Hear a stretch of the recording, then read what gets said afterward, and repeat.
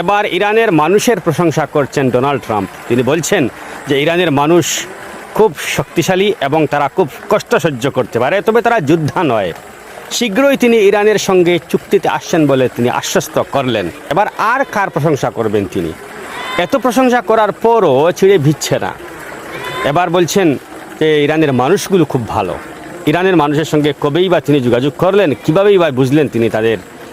আসলে হচ্ছে কি, ইসরায়েলের মানুষ, আমেরিকার মানুষ নিজেদের দেশের শাসকের বিরুদ্ধে তারা রাস্তায় নেমেছেন, প্রতিবাদ করছেন, তারা যুদ্ধ চাইছেন না।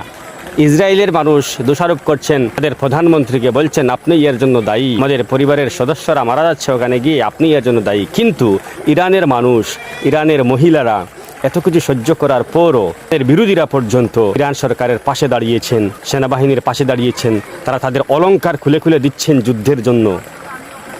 এই যে ইউনিটি, এটা আপনি কোথাও খুঁজে পাবেন না। একমাত্র পাবেন ওই দেশে, যে দেশে একটা পবিত্র সরকার রয়েছে। ধন্যবাদ।